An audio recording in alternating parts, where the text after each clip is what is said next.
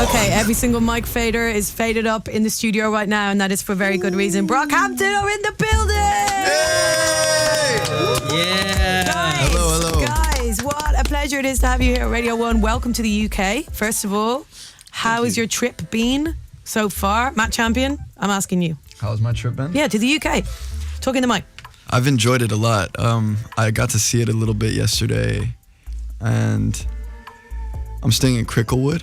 Okay, that's so near me. Yeah, it's a really strange spot, but it is. I'm enjoying it. Good. And I've enjoyed some of the food. There's a place called Vapiano's. Yeah, Great. You know that? Yeah, good pizza, good pasta. Pasta's we like good. it. You guys have really good Indian food here. Good. That's. I had some chickpeas last night, and I got really emotional because they tasted just like my mom's. Oh, so I called her afterwards. That's a big look. Yes, it was huge. Look. Okay. Well, listen. Can we get a brief intro from everyone in the room, just each one of you, so everyone can meet you at some point? Starting with you, Kevin, please. Kevin Abstract. Great. Let's go that way. Let's go, Matt. We've just met. Matt Champion. Great. Dom McLennan. Hello, Dom. Hello. I'm HK. Hi, HK. Hey, nice to meet you. And I'm Jabari. Hey, Jabari. Sorry about the coffee I made you. It's all good. It's terrible. My name is Joba. Hi, Joba. Hello. We're all coming in. We're all coming in. Who's this coming in from the back? Okay, I'm John. Hi, John. You're the manager, right? Yes. Okay, great. Yeah. I'm Bareface. Representing Belfast, we have Bareface. Interested? Carry on. Pardon. I'm Merlin. Merlin, hello. Hello. Hi. Hi. I'm Romil. Romil, who was just talking about the chickpeas. Yeah, we have a friend with us today. Who's this? Yeah, I'm Jaden. Hey, Jaden. Yeah. Welcome. I'm glad to be with my guys. Are you the new member of Brockhampton? Yes. Yeah, I'm new. Definitely. You just hanging out? Have you got a function? Yeah, I'm just support. A supporter? Yeah, just came to support my guys. You know, came out here, legendary shit. Did you have like a severe case of FOMO where you just couldn't miss it? Yeah, I could not be here, so I was like, I just had to pull up and just flex. And he brought us Just Waters. Yeah, I brought Just Water for Good. them. Box water. It's Good. in Boots now here in the UK. I love it. I like it. So we've got Jaden Smith in the building. There's lots of stuff to talk about. We've got questions from your fans as well. But can I start by just asking about your Reading and Leeds experience, please? How was that for you guys? You want to lead, Joba? Yeah, speak on it. Both festivals, by far, two probably of the greatest moments of my life. Not a shot to Leeds. Leeds was still awesome. The weather was a little Awful. Yeah. but Say it. it was still an experience that I feel like was worthy to have. Reading was a life-changing experience, though. How so? It just kind of put into perspective, I suppose, the reach that we've had. And I don't know, it's hard to deny the connection with, I suppose, humans when everyone is jumping from the beginning or from the front to the back. Because you always want to see, we'll have pockets where like, it's like, okay, cool, here's the people who are really feeling it and know every word. Yeah. You got all the hands up in this little pocket, and there's, some will be stage right, some will be stage left. Yeah. And always in the center. But at Reading, it was all the way back. And it was just crowded. Yeah. And I look back at videos, and it just like gives me chills. And I send it to my mom, just like, look at this, because I like the moments where it's shocking to me. Yeah. And even though while I was on stage, it's hard to process all of that energy coming back at you. And I know a lot of us, when we perform, it's almost like or at least for me, I look at it as a celebration and almost like a collaboration with the people watching the show. Like you're each side is giving energies back and forth, and like I felt outnumbered. So that is super inspiring. Like, what else can you pull from that? It's like, oh man, we're just existing, and they're having the time of their life. Yeah. Like, wow. And then you think about the time when we made the song, particularly, some stand out. And it's just inspiring. And where you guys, you must know from the amount of views and the amount of support you get on the internet that you have a fan base, but were you surprised to kind of see the manifestation of that in a physical way? Was it be like, whoa? I think, like, one thing that really like stood out to me the most about the festival, specifically Reading as well. It might have also been because the weather was a little bit better, so it was easier to see it. But Yeah. from the stage, I've never seen like a cloud of dust like over people that like Steam span the entire like crowd. Mm. You know, usually you get like a pocket of dust that like kind of like goes from like one area where like there's a mosh pit or something like that. It was literally like a cloud over the like entire group of people that were there. Yeah. And it's just from everyone's feet just going. And I've never experienced something like that like in my life. You know, I've seen that on like films and like, you know, like documentaries of like people like doing these crazy shows and stuff like that, but I've never like been a part of something like that. Always like, and like for me it would be a dream to just like be in the crowd of something like that, let alone being on the stage doing that. It's just insane, you know?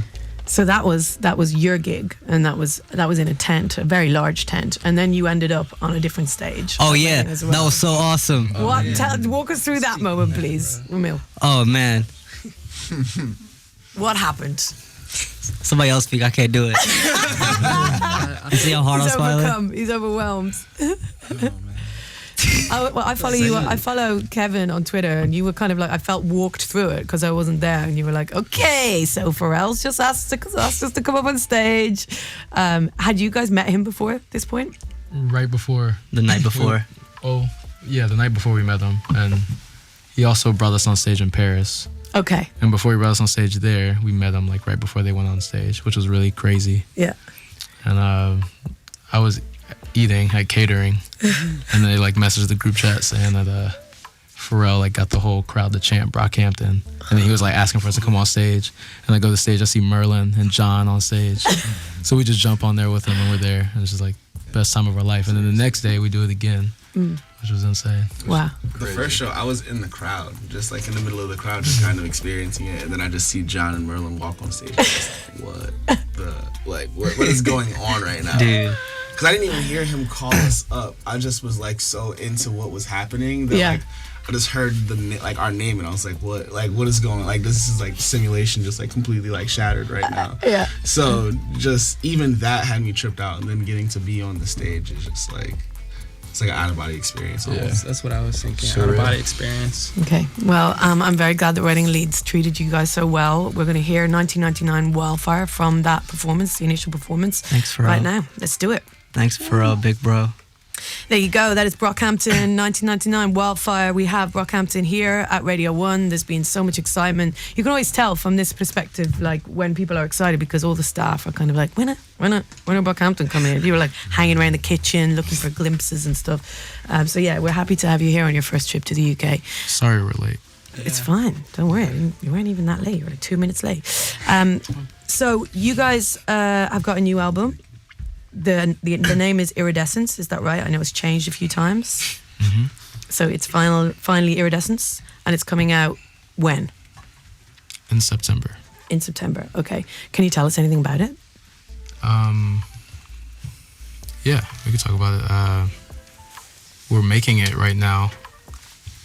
Why, in at London? Abbey Road. Yeah. Abbey Road, whoa. We started from scratch, and it's like, all right, let's make an album in 10 days and put it out next month.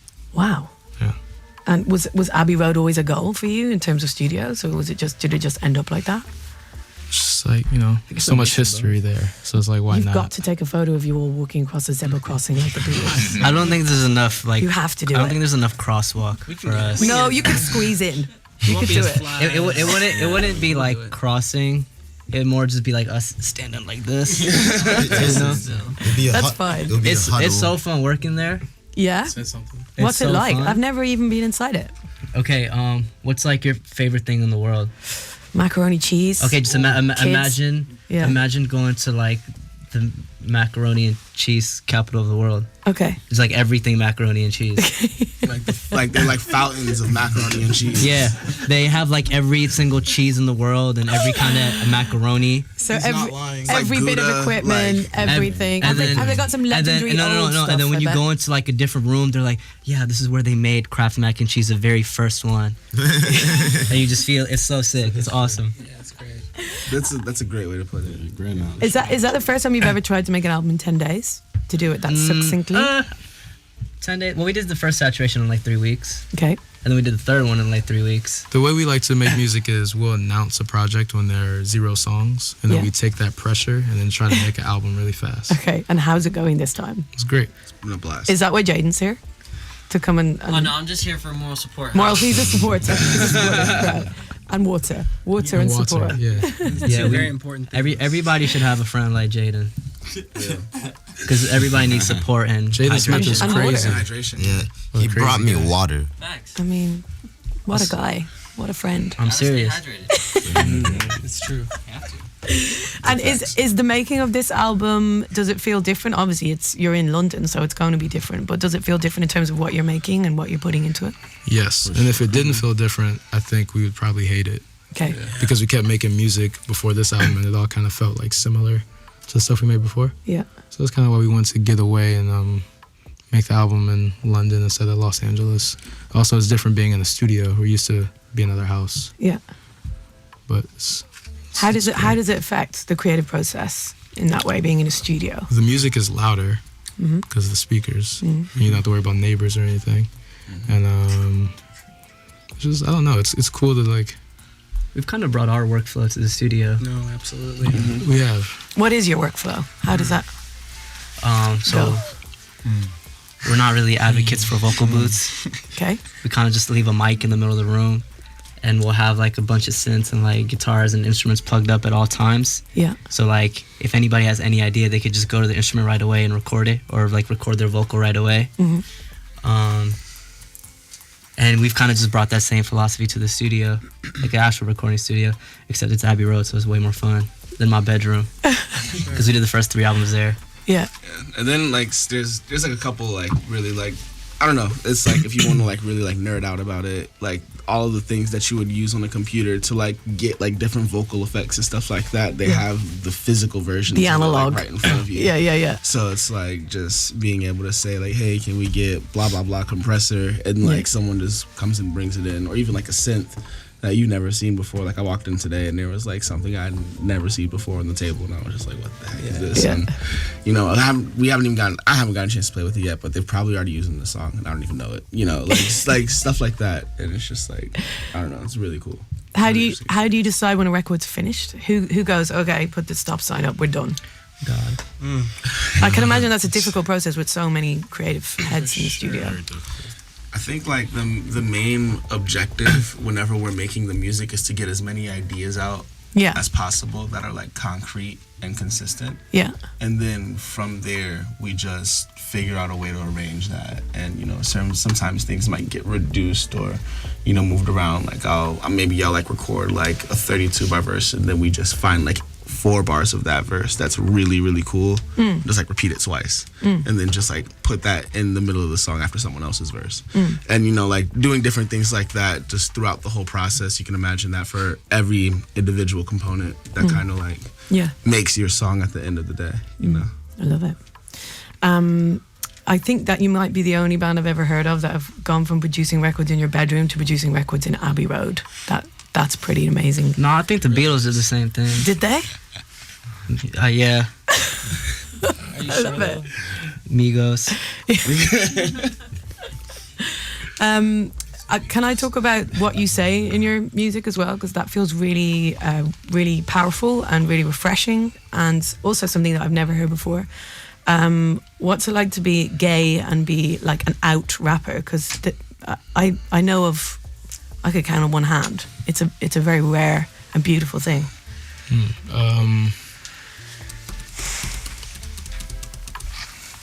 What did I say recently?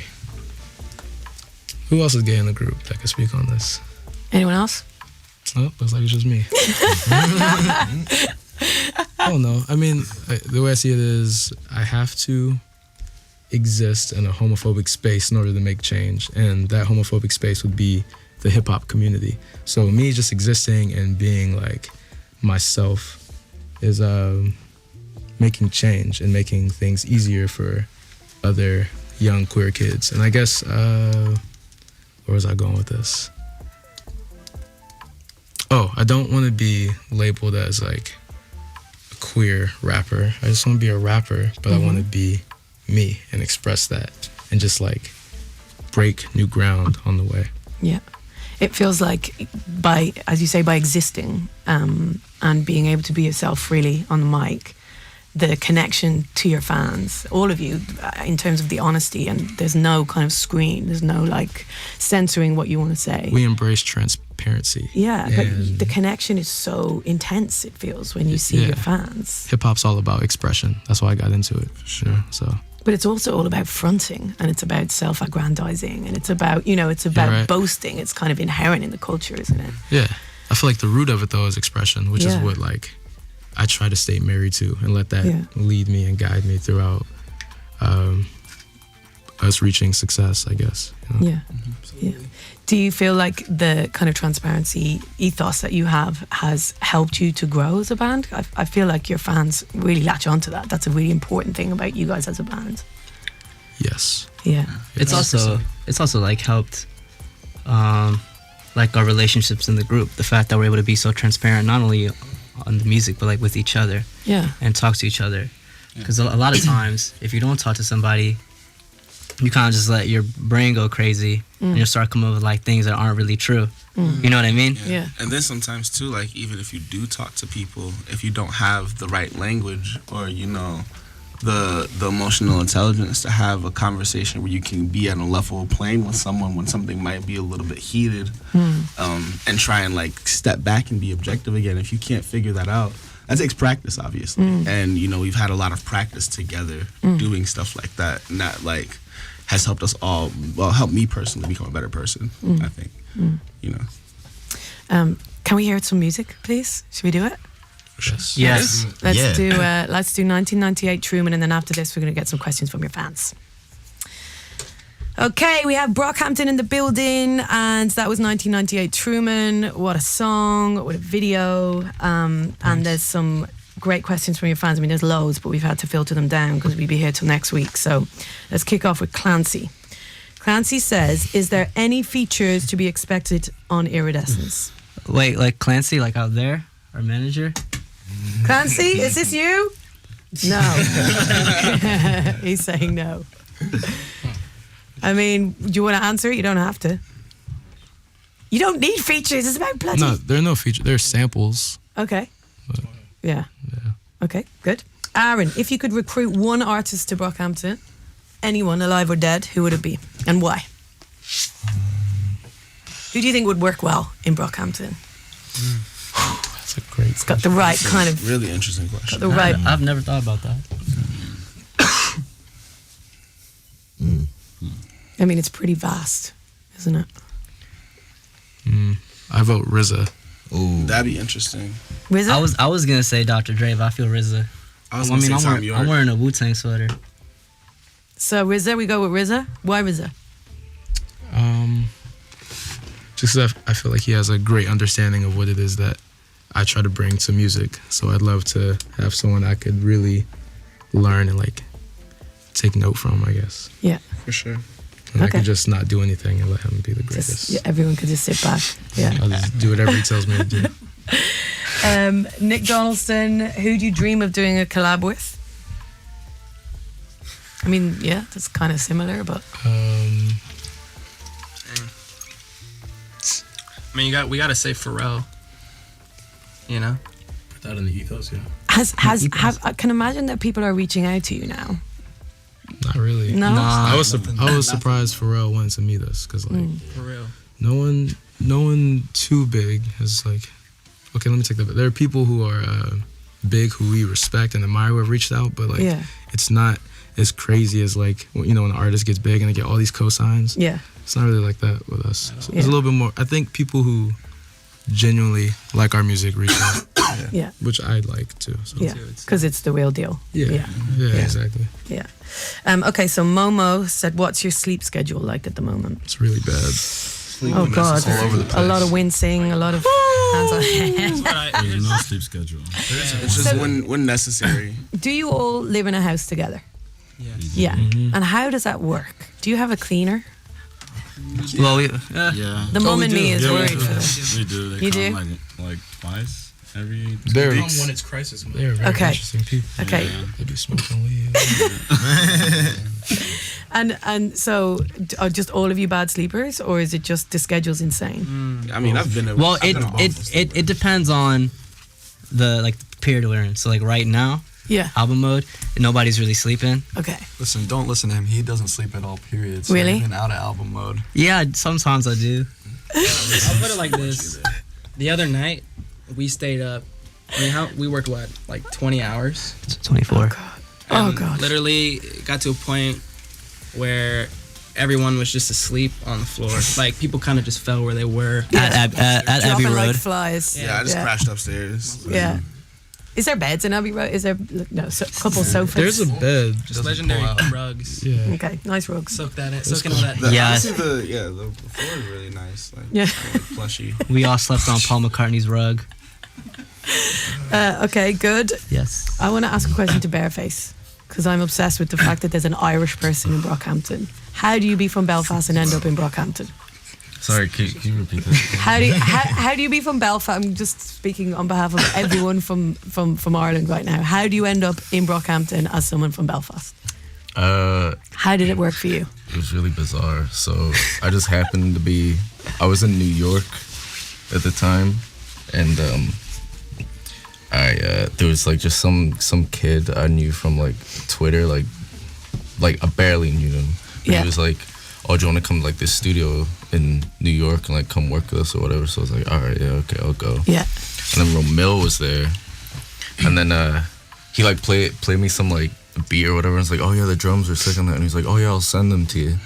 Yeah. So he like sent me those, and then we just like kept in contact like that, and then he like added me to like a Facebook group. Yeah. With like Ian and like a bunch of other people in there, and then like a year later, I flew out to Texas for South by Southwest. Yeah. And like met everyone there for the first time. Yeah. And then just kind of like stayed friends ever since then. And then like, I guess it was like a year after. Yeah. Ian was like, "Oh yeah, I'm starting this new thing called BROCKHAMPTON. Do you want to join?" And I was like, "Yeah, sure, why not?" Casual. Yeah, I was like, "Yeah, I like these guys. Let's do it." Yeah. And are people in Belfast like you must be kind of famous in Belfast for this, I reckon, with a certain I don't know. group of people. I don't know. It's pretty major. I haven't been back in like years. Okay. There's like very like few people who have like maintained contact with. Okay. Not necessarily like me purposely cutting off contact with people. More people Just kind of lose like touch. Yeah. It gets a little weird. Yeah. But yeah, I don't know. So are you the one who's had to travel the furthest? Make the longest journey to be in Brockhampton? There's Jabari. I guess Jabari? yeah. Yeah, Jabari's Where did you travel second. from? Grenada. From Grenada. Caribbean. I'm Caribbean. Wow. Okay. Yeah. So origin story between You us? worked in the bank. Yeah, I was. Yes, you worked in the a bank. Yeah. interesting Everybody time. knows that. That's crazy. Yeah, but I had to fly all the way over there, man. Like I met him on the Kanye West fan side. Yeah. A lot of years of communication. Like we were friends for like since 2011, 2010. Yeah. And we went through so much groups, You went through so many phases. so much phases, so much different If you go, shit. if you go What look kind at of phases? his Facebook photos, man, he like started. He had this really hardcore partying phase. Yeah, I had a little phase like in 2012 when I finished high school. I was like, doing Jabari too much, moonlights. but- Jabari moonlights as our business manager too, since he worked at a bank. Yeah, I bet. They handle all the cash. Hell no, I don't want that job at all. I'm good on that. Let me just make the music. Well, listen, guys, what a pleasure to meet you all. Thank you for being here tonight. Thanks for having us. It's Thank been you. So much excitement to have you in. We're really happy that you're here. And we want you to come back when the album's out, if that's all right. And we'll do a party playlist. Come and play us some songs. We'd love to. Yes. Great. Brockhampton, everybody. Give it a clap for yourselves, guys.